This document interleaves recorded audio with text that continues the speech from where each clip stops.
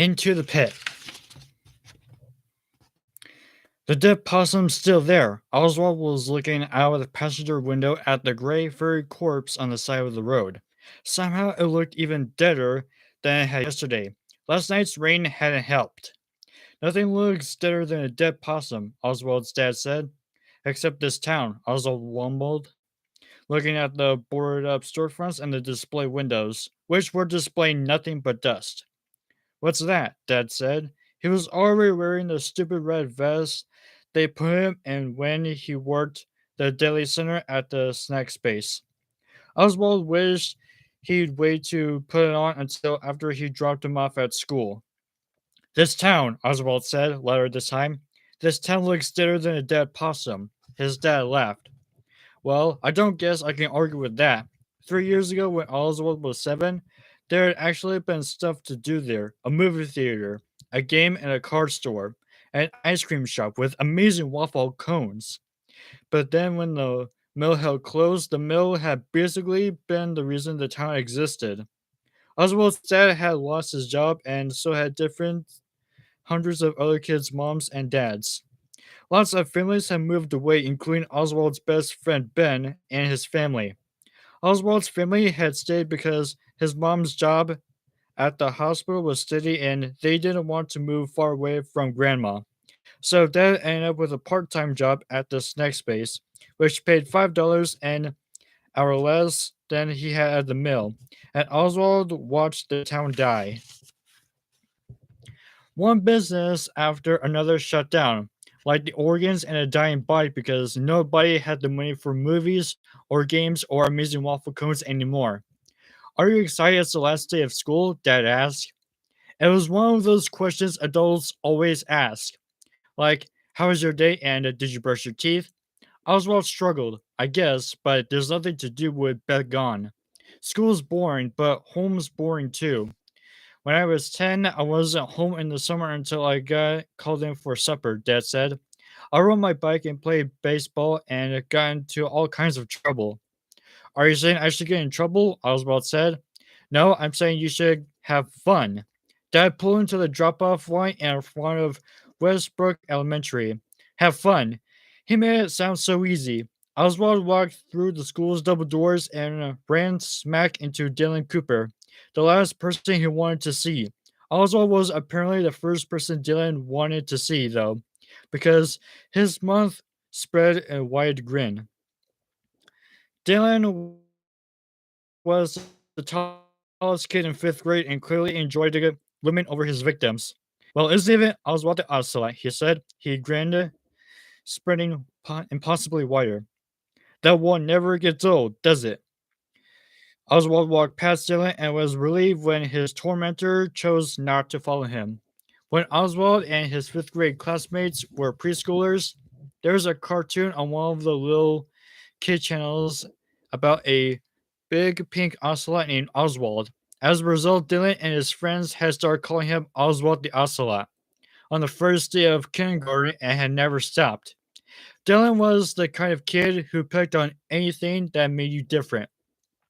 If it hadn't been Oswald's name, it would have been his freckles or his cowlick. The name calling had gotten much worse this year in U.S. history when they learned that the man who shot John F. Kennedy was named Lee Harvey Oswald. Oswald would rather be an ocelot than an assassin. Since it was the last day of school, there was no attempt at doing any kind of real work. Mrs. Matcham had announced the day before that students were allowed to bring their electronics as long as they took responsibility for anything getting lost or broken. This announcement made to no effort would be made toward any educational activities of any kind. Oswald didn't have any modern electronics. True, there was one laptop at home, but the whole family shared it and he wasn't allowed to bring it to school. He had a phone, but it was the saddest, most out of date model imaginable. And he didn't want to take it out of his pocket because he knew any kid who saw it would make fun of how pathetic it was. So while other kids played games on their tablets or handheld consoles, Oswald sat. After just sitting become intolerable, he took out a notebook and pencil and started to draw. He wasn't the best artist in the world, but he could draw well enough that his images were identifiable, and there was a certain cartoony quality about his drawings that he liked. The best thing about drawing, though, was that he could get lost in it. It was like he fell into the paper and became part of the scene he was creating.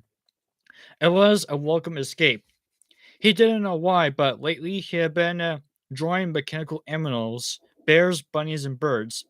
He imagined them being human sized and moving into the jerkiness of robots in an old science fiction movie.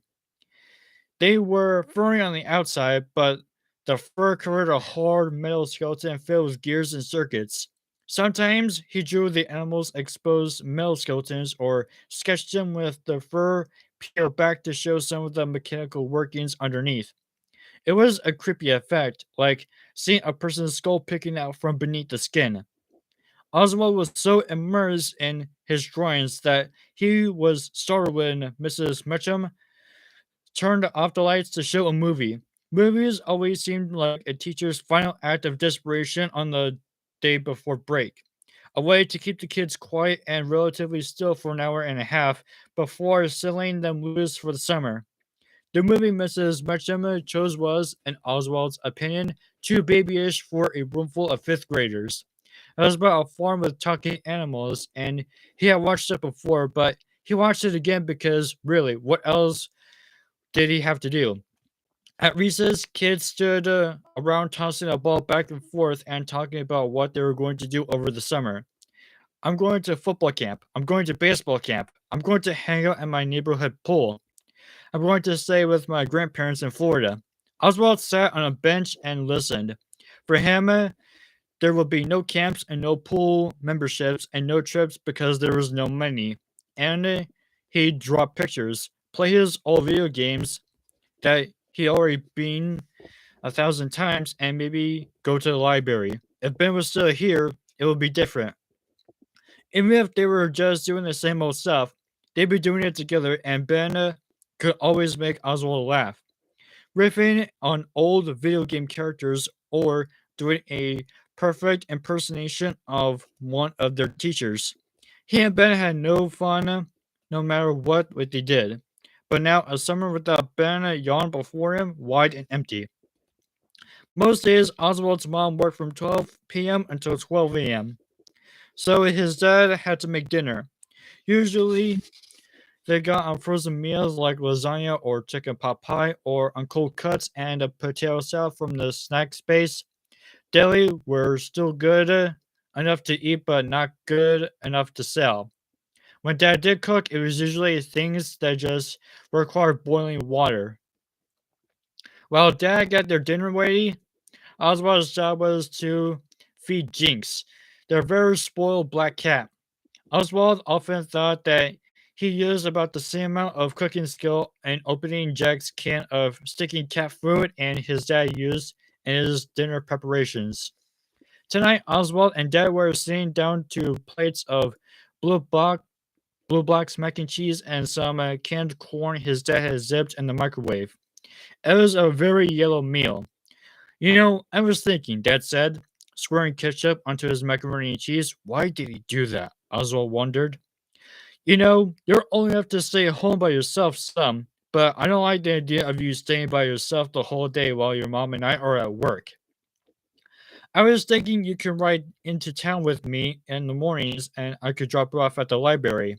You could read stuff, surf the net. Oswald didn't let this one slide. How out of date could his dad be? Nobody said surf the net anymore, Dad. They do now because I just said it. Dad fork up some macaroni. Anyway, I thought you could hang out in the library in the mornings. When you get hungry, you could head over to Jeff's Pizza for a slice and a soda, and I could pick you up there once my shift was over at 3. Oswald considered for a moment. Jeff's Pizza was kind of weird. It wasn't dirty exactly, but it was run down. The vinyl in the booth seats had been repaired with duct tape, and the plastic letters had fallen off the menu board above the counter, so the listed toppings included pepperoni and hamburger. It was clear that Jeff's Pizza used to be something bigger and better than it now was. There are tons of unused floor space and lots of unused electrical outlets along the base of the walls. Also, on the far wall was a small stage, even though there were no performers there, not even so much as a karaoke night. It was a strange place, sad and not had once been, like the rest of the town. That being said, the pizza was decent, and more important, it was the only pizza in town if you didn't count the kind of from the frozen food department and the snack space. The few good restaurants in town, including Gino's Pizza and Marco's Pizza, which, unlike Jeff's, had real pizza maker names, had closed their doors not long after the mail had. So you'll give me the money for pizza? Oswald asked. Since Dad's job lost, Oswald's allowance had dwindled into practically nothing. Dad smiled. A kind of sad smile, it seemed to Oswald. Son, we're bad off, but we're not so bad off. I can't spot you 3.50 for a slice and a soda. Okay, Oswald said. It was hard to say no to a warm, gooey cheese slice. Since it was a school night and it wouldn't be again for quite some time, Oswald stayed up before Dad went to bed and watched an old Japanese monster movie, with Jinx curled up purring on his lap. Oswald had seen a lot of big, grey Japanese horror movies, but this one, Jonderex versus Mecha Zenderex, which is, of course, obviously Godzilla versus Mechagodzilla, was new to him. As always, Zenderex, I'm actually just gonna call him Godzilla, just looked like a giant dragon thing, but Mechagodzilla reminded him of the mechanical animals he drew when he stripped them off their fur. He laughed at the movie's special effects. The train Godzilla destroyed was clearly a toy, and at how the actor's lip movements didn't match the dub in English. Somehow, though, he always found himself rooting for Godzilla, even though he was just a guy in a rubber suit. Somehow, he managed to have a lot of personality. In bed, he tried to count his blessings. He didn't have Ben, but he had monster movies, and the library had lunchtime pizza slices.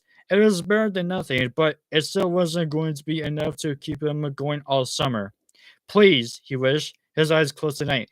Please let something interesting happen. Oswald woke to the smell of coffee and bacon. The coffee he could do without, but the bacon smelled amazing.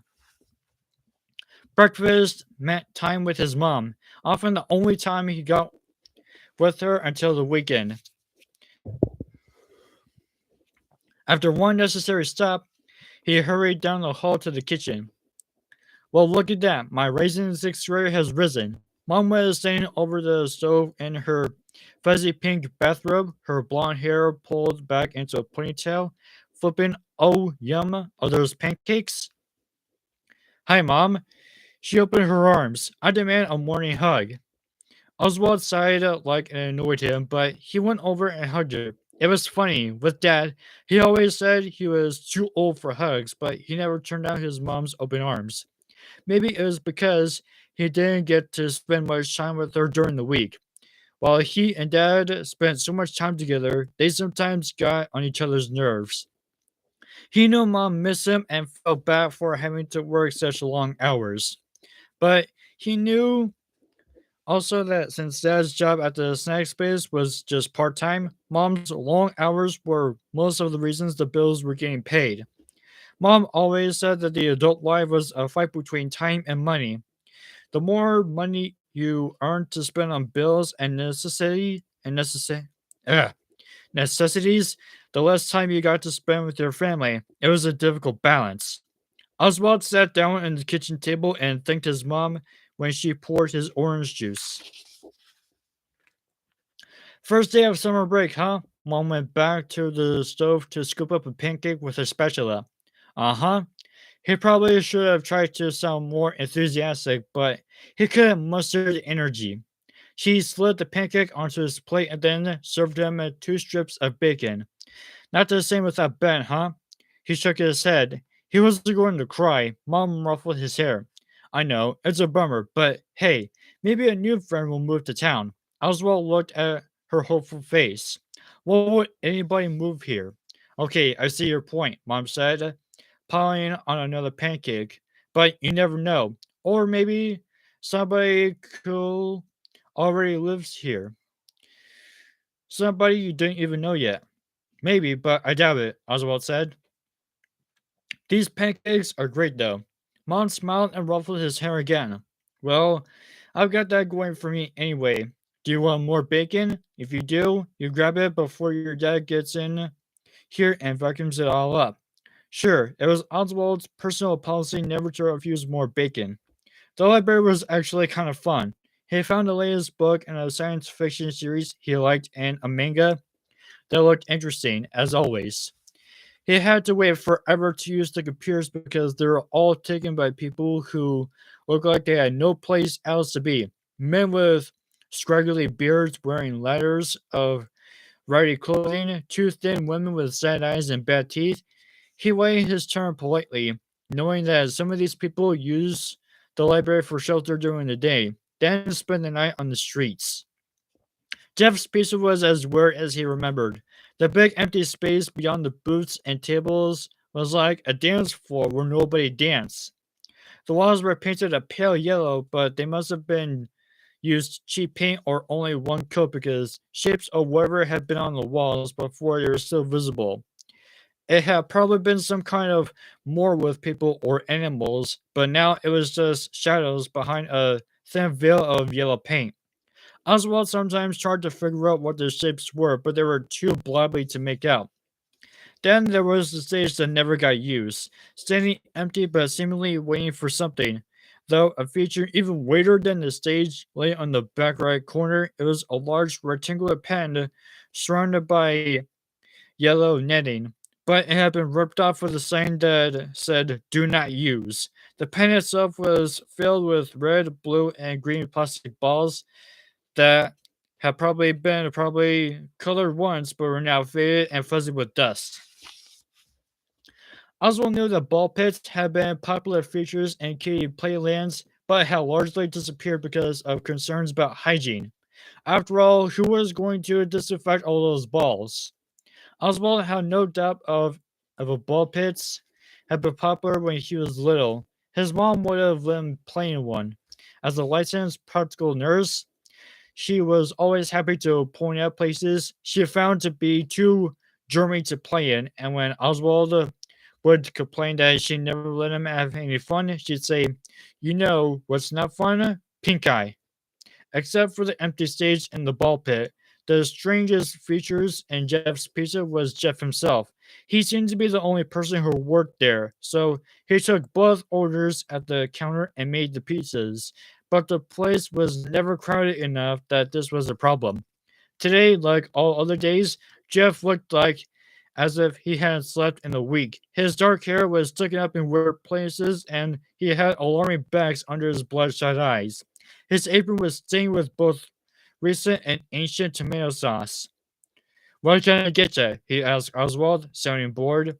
"A cheese slice and orange soda, please," Oswald said. Jeff stared off into the distance as though he had to think about whether the request was a reasonable one or not. Finally, he said, "Okay, 350. One thing you can say about Jeff's pizza slices, they were huge. Jeff served them up into flimsy white paper plates that were soon stained with grease, and the corners of the triangles always overlapped the plate's rims. Oswald settled into both with his slice and soda. The first bite, the tip of the triangle was always the best. Somehow, the proportions of all the flavors in that bite were perfect. He savored the warm, melty cheese, the tangy sauce, and the pleasantly greasy crust.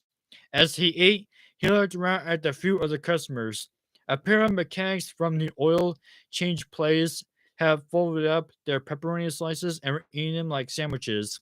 A table full of office workers clumsily attacked their slices with plastic forks and knives, so they wouldn't drip sauce over their ties and blouses, Oswald guessed. After Oswald finished his slice, he wished for one more, but he knew he didn't have the money for it, so he wiped up his greasy fingers and took out his library book. He sipped his soda and read, falling into a world where kids with secret powers went to a special school to learn how to fight evil. Kid, a man's voice startled Oswald out of the story. He looked up to see Jeff in his sawdust-stained apron. Oswald figured he had outstayed his welcome. He had sat in a booth reading for 2 hours after having bought a meal that cost less than $4. Yes, sir, Oswald said, because politeness never hurt. I got a couple more cheese slices that didn't sell at lunch. You want them? Oh, Oswald said. No thanks. I don't have any more money. He wished he did, though. On the house, Jeff said. I just leave to throw them out anyway. Oh, okay, sure, thanks. Jeff picked up Oswald's empty cup. I'll get you some more orange soda while I'm at it. Thanks. It was funny. Jeff's expression never changed. He looked tired and miserable even though he was being extra nice. Jeff brought 2 slices stacked on a paper plate and a fresh cup of orange soda. Here you go, kid, he said, setting down the cup and the plate. Thank you. Oswald wondered for a moment if Jeff felt sorry for him. If Jeff might think he was terribly poor like the homeless people who hung out all day in the library. And instead of just the regular, barely making ends meet poor that he was. But then Oswald figured if there was free pizza sitting in front of you, maybe it wasn't time to worry about the reasons for it. Maybe it was time to eat. Oswald had no problem polishing off the 2 huge slices. For the past month, his appetite had been unstoppable. When Mom cooked him piles of pancakes in the morning, she said he must have been having a growth spurt, causing him to eat like he was a hollow leg.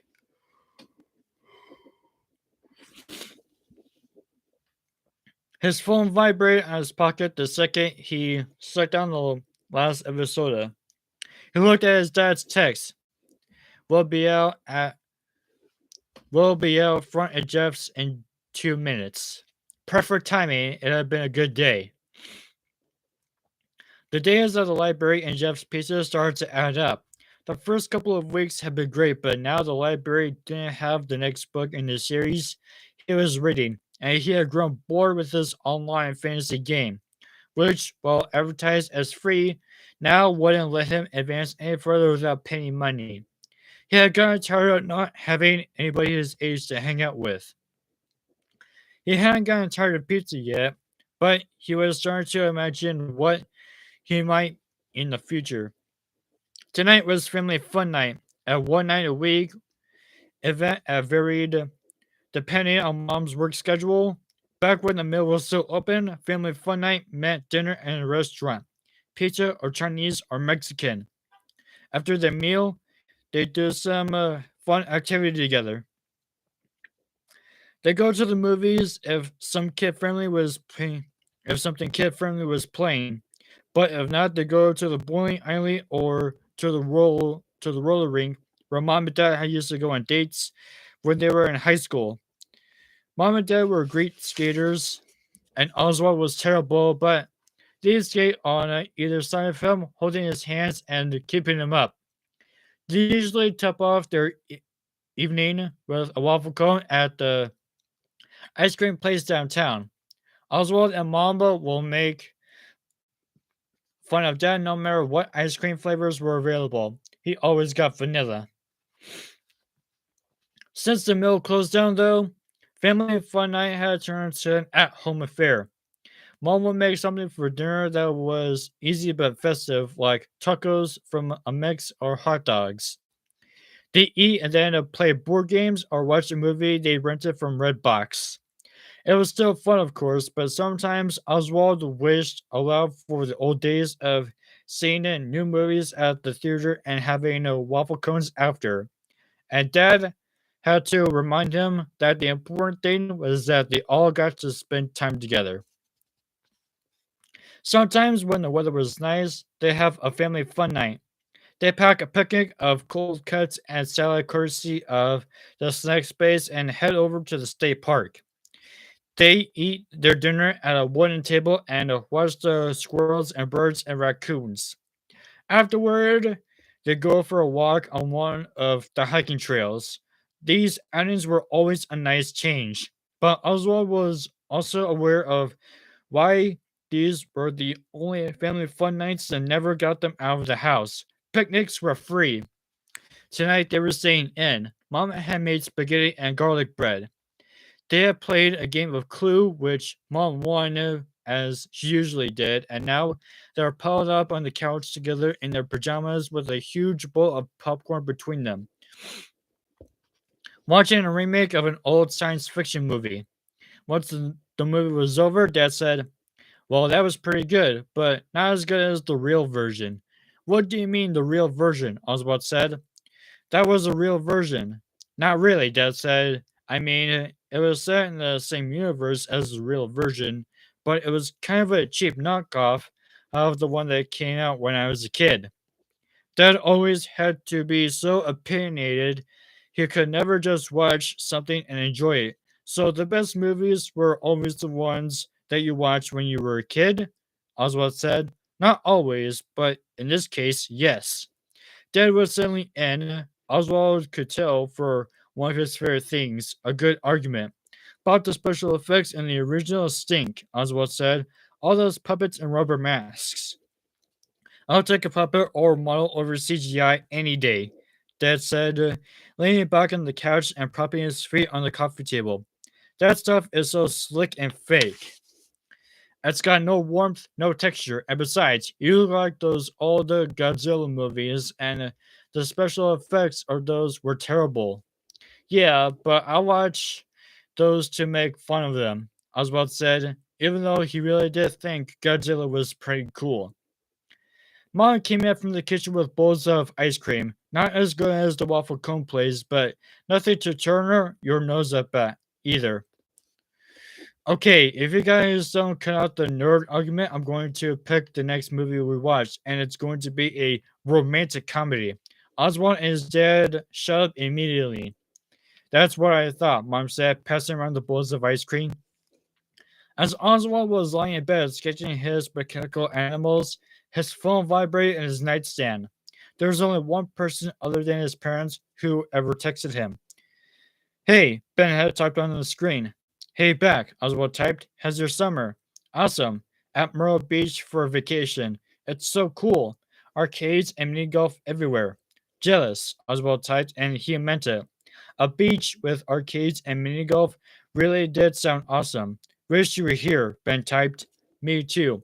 "How's your summer?" "Okay," Oswald texted. He was briefly attempted to make his summer sound cooler than it was, but he could never lie to Ben.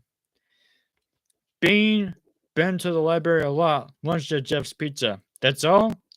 It's it did sound pathetic compared to a family trip to the beach, he texted.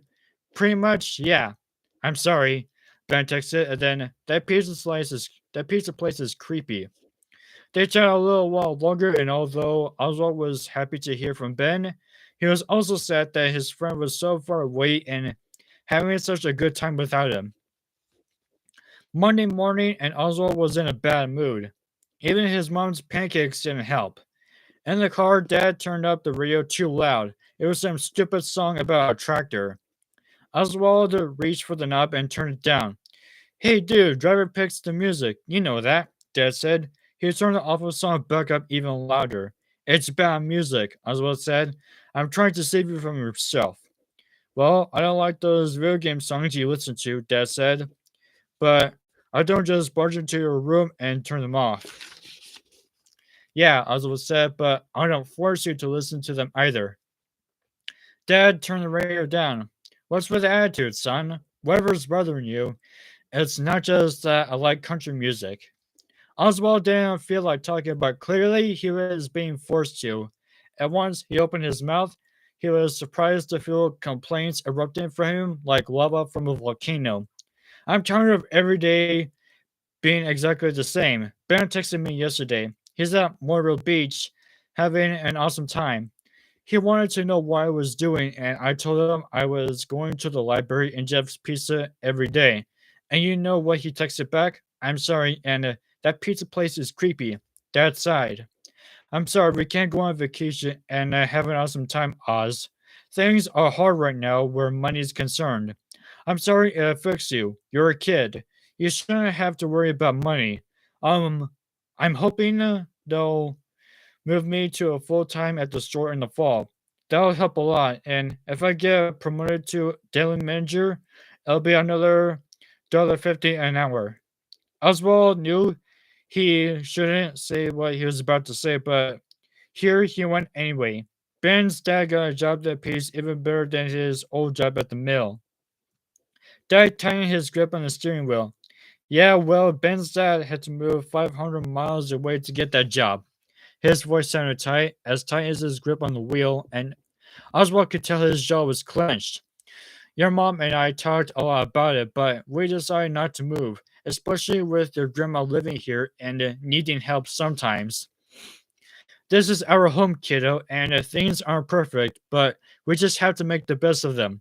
Oswald felt himself crossing the line from grumbling into grounding territory, but why did some people get to the best of everyone and others had to settle for free library visits and cheap pizza?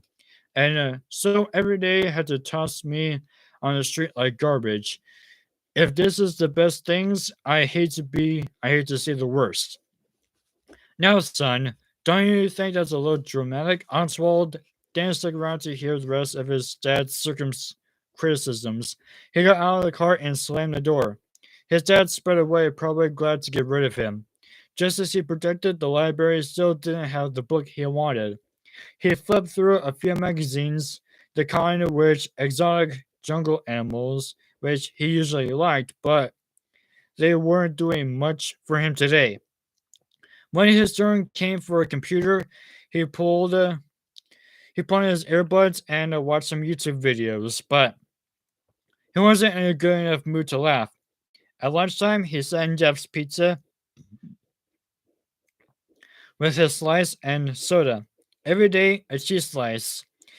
If his dad wasn't so stingy, he'd give him another dollar so he could have pepperoni or sausage. But no, it had to be the cheapest pizza you can get. Sure, money was tight, but really, was another dollar a day going to break the bank? Looking around the place, Oswald decided Ben was right. Jeff's pizza was creepy. There were those shadowy painted over figures on the walls, the dusty abandoned ball pit, and when he thought about Jeff was kind of creepy too. He looked at 100 years old, but probably just was 30. With those heavy lidded, bloodshot eyes, the stained apron, and a slow speech and movement, he was like a zombie pizza chef. Oswald thought about his argument with Dad that morning. Soon, Dad would be texting him, expecting him to come outside to the car. Well, today was going to be different. Today, Dad will have to come and find him. There was one perfect place to hide. Oswald was going into the pit. The pit was pretty gross, really, obviously untouched for years. The plastic spheres were covered in a gray fuzzy dust. Behind there could be a great prank on his dad. His dad, who was always dropping him off and picking him up like somebody's dry cleaning, would actually have to get out of the car and make an effort for a change. Oswald didn't make it easy for him either. Oswald took off his shoes. Yes, the ball pit was disgusting, but at least getting into it will make today different from all the other days that had came before it. He climbed into the pit and felt the balls parting to make room for his body. He moved his arms and legs. It was a little like swimming. If he could swim in a dry plastic spears, he found his footing at the bottom of the pit. Some of the balls were strangely sticky, but he tried not to think about why. If he was going to trick his dad, he was going to have to go all the way under. He took a deep breath, as if he were about to jump into a swimming pool, and fell to his knees. What put him on his neck, wiggling around so he could be seen on the pit's floor, put his head under too. The balls spread apart far enough that he could breathe, but it was dark and made him feel claustrophobic. The space stank of dust and mildew. Pink eye, he could hear his mother's voice saying, "You're going to get pink eye." The smell really was getting to him. The dust tickled his nose. He felt a sneeze coming on, but he couldn't move his hand through the spears fast enough to reach his nose and muffle it. He sneezed 3 times, one each lighter than the one before. Oswald didn't know if his dad was looking for him yet, but if he was, the sneezing ball pit had probably given away his location. Besides, it was too dark and too gross in there. He had to come up for air. As he rose, his ears were assaulted by the sound of beeping electronics and yelling and laughing kids. It took a few seconds for his eyes to adjust from the darkness of the pit to the brightness that now surrounded him, the flashing lights and vivid colors. He looked around and muttered, Toto, I didn't know. Toto, I don't think we're in Kansas anymore. The walls were lined with shiny arcade cabinets, housing games he heard his dad talked about from his own childhood. Miss Pac-Man, Donkey Kong, Frogger, Quarber Goga, a neon lighted claw machine displayed plush blue elf-like creatures and orange cartoon cats. He looked down at the pit and realized he was surrounded by little kids, wallowing in the strangely clean and now brightly colored plastic orbs. He stood under the preschoolers like a giant. He stepped out of the pit to find his shoes, but they were gone, standing in the colorful carpet in his sock feet. He looked around. There were lots of kids his age and younger, but there was something different about them. Everyone's hair was styled and fluffy, and the boys wore polo shirts and colors lots of guys, one big cod didn't, like pink or aqua. The girls' hairs were almost unbelievably big, with bangs that stood out from the foreheads like claws. They wore pastel colored tops that matched their pastel colored shoes. The colors, the lights, the sounds, it was sensory overload. And what was that music? Oswald looked around to see where it was coming from. Across the room on a small stage, a trio of animatronic animals blinked their big blank eyes, opened and closed their mouths, and pivoted back and forth in sync with a genuinely annoying song. There was a brown bear, a blue rabbit with a red bow tie, and some kind of bird girl. They reminded Oswald of the mechanical animals he had caught himself drawing lately. The difference was that he could never decide if the animals in his drawing were cute or creepy. Those were creepy. Strangely, though, the dozen or so little kids surrounding the stage didn't seem to think so. They were wearing birthday hats with pictures of the characters on them, and dancing and laughing and having a great time. When the smell of pizza hit Oswald's nose, he understood. He was still in Jeff's Pizza, or more accurately, where Jeff's Pizza had been before Jeff took over. The ball pit was new and not roped off. All the outlets on the wall had arcade games plugged into them, and he turned around to face the left wall. In the shapes of the shadows on the wall of Jeff's Pizza was a mural of the same pictures performing on the stage: the brown bear, the blue rabbit, and the bird girl.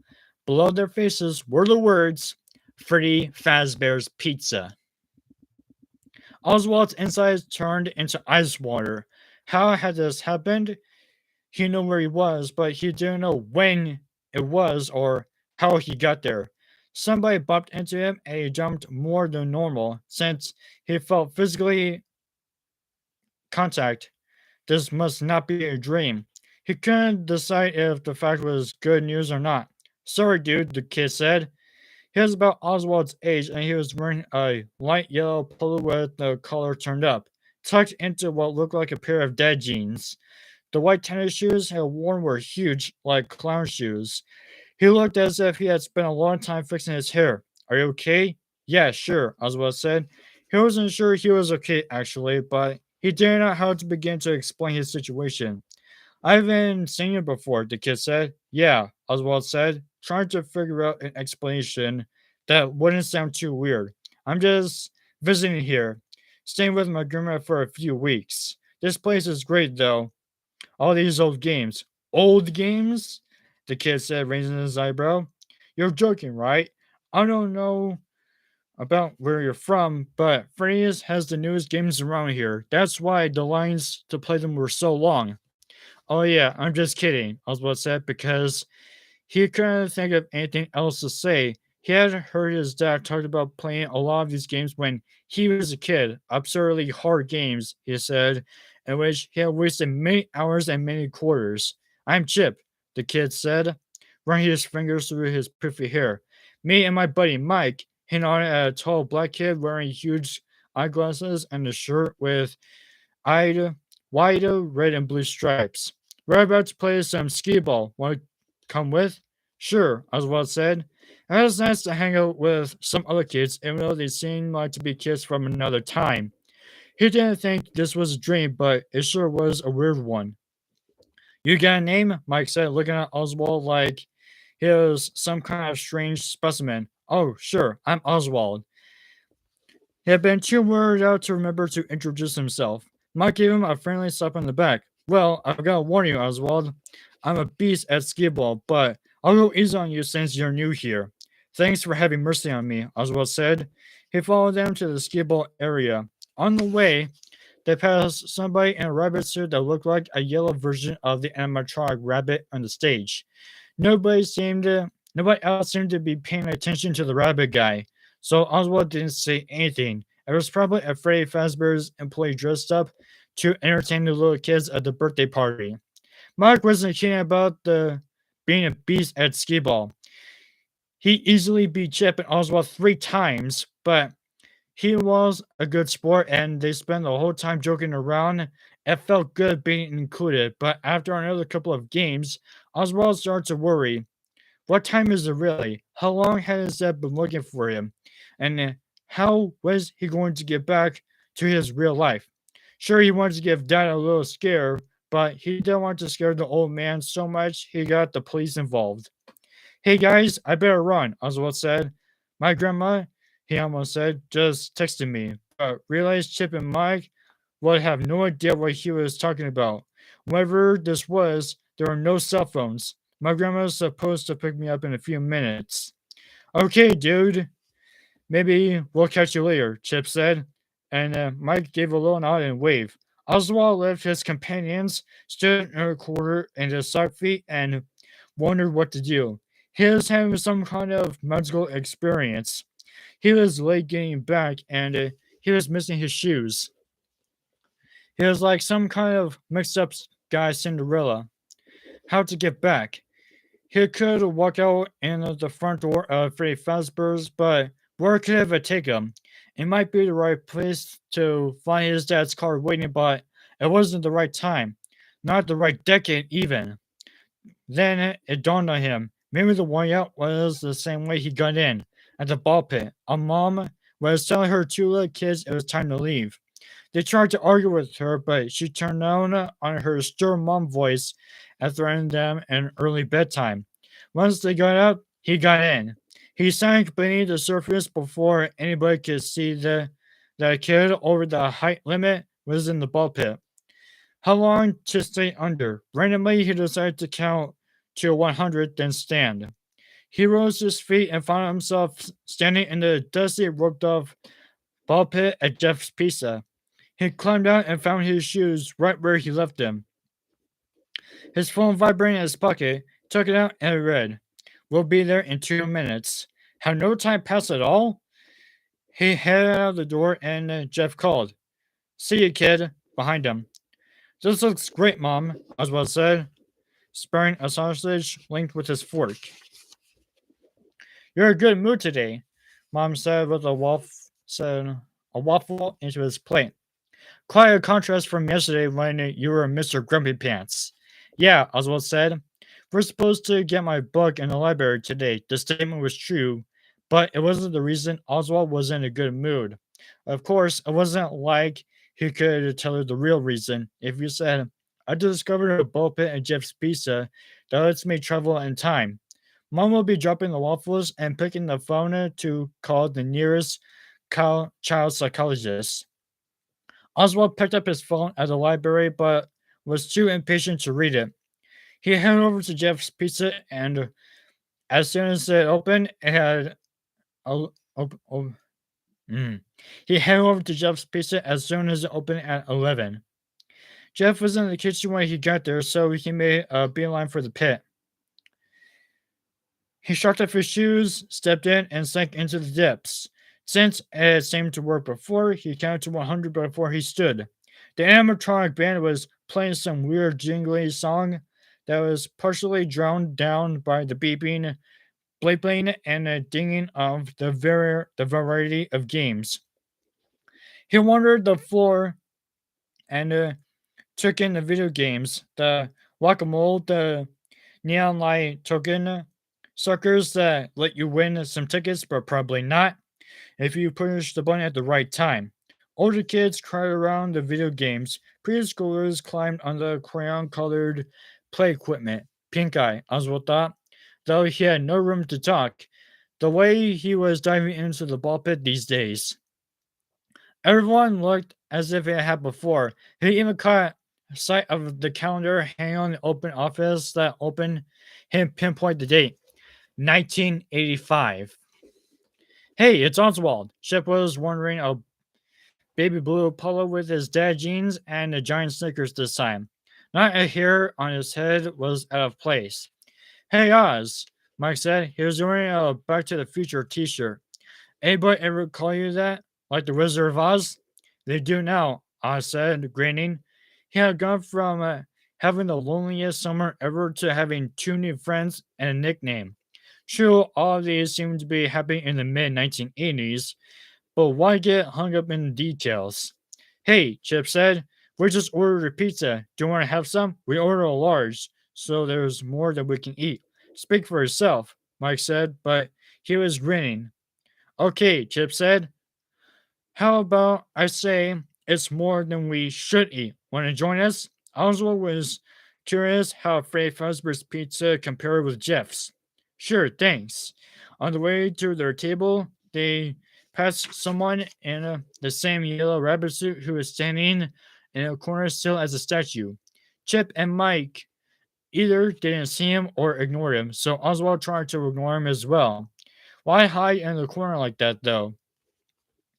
If he worked for the restaurant, surely he wasn't supposed to act all creepy.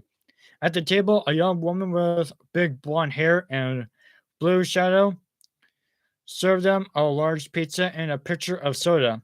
In the background, the animatronic band played on. The pizza was pepperoni and sausage with a crispy crust. A nice change from plain cheese pizza. You know, Mike said between bites, when I was little, I loved Freddy Fazbear's band. I even had a stuffed Freddy I used to sleep with. Now I look up at the stage and those things give me the creeps. It's weird, huh? How stuff you like as a little kid gets creepy when you're older. Chip held himself to another slice, like clowns. Yeah, or dolls, Mike said between bites. Sometimes I looked at my sister's dolls all lined up in the shelf in her room, and it's like they're staring at me. Or like that guy in the yellow rabbit costume, Oswald thought. But he didn't say anything. After they demolished the pizza, they played skee ball. Mike mopping the floor with them again, but being really nice about it. Oswald didn't worry about this time anymore because apparently time here didn't pass the same way as in his own time zone. After skee-ball, they took turns playing their air hockey in pairs. Oswald was surprisingly decent at it, even managed to beat Mike once. When they started to run low on tokens, Oswald thanked them for sharing their wealth and said he hoped to see them again soon. After they said their goodbyes, Oswald waited until no one was looking and disappeared into the pit. Hanging out with Chip and Mike turned into a regular thing. Today they weren't even playing games. They were just sitting in a booth, drinking sodas and talking, trying to ignore the animatronic animals' annoying music as much as they could. You know what movie I liked? Chip said. His polo shirt was peach colored today.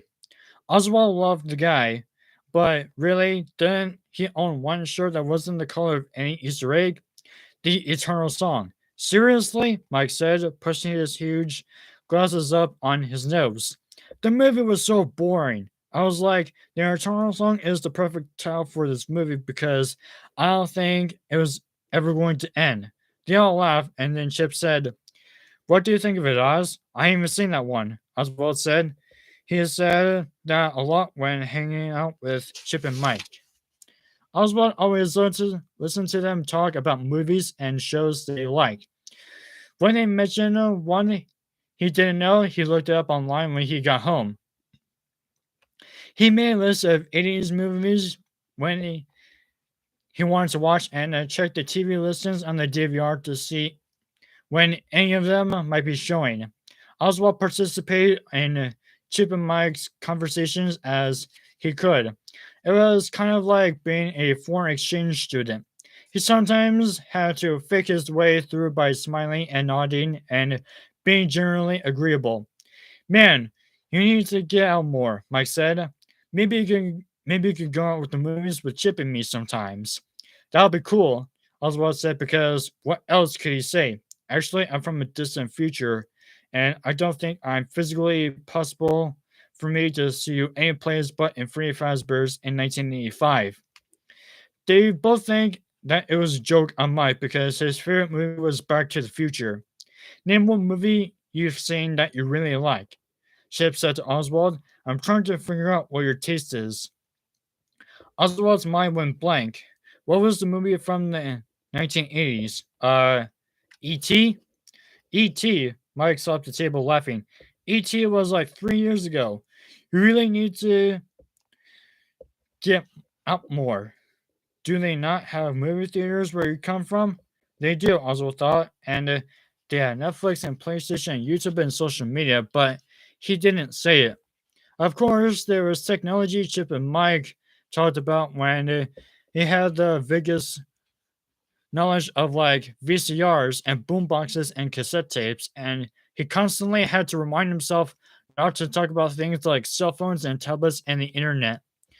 He tried not to wear t-shirts with characters and references that might confuse them or the other customers at 1985 Freddy Fazbear's. Yeah, we definitely need to bring you up to date, Chip said. If you only knew, Oswald said.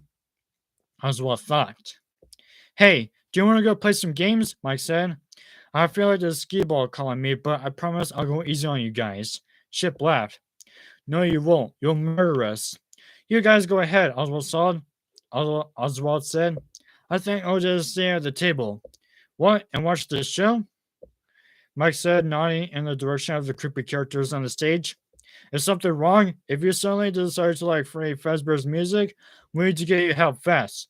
No, nothing is wrong, Oswald said, but really, something was. For his first few visits to 1985 Freddy Fazbear's, it had been occurring to him that he was basically mooching off Chip and Mike's generosity because he never had any money of his own.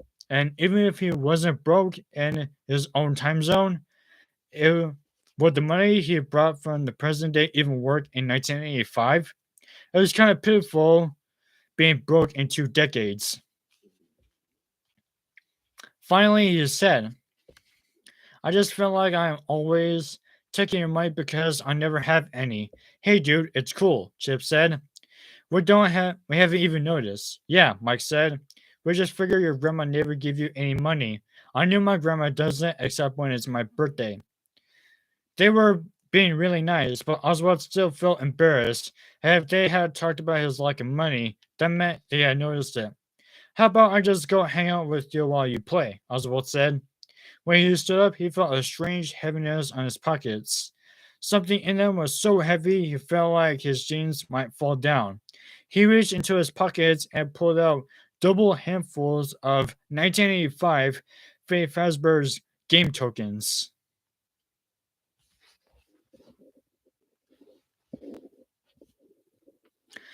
He produced handful after handful and dumped them into the table, or we could all play using these, he said.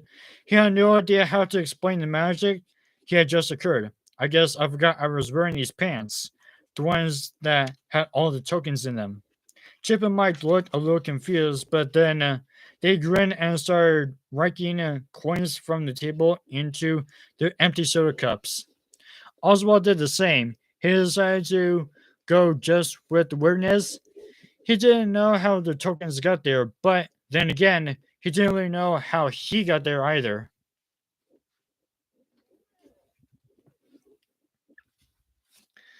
All right, I'm going to pause there for now because I'm getting a little bit tired. And you guys, See you guys in part two.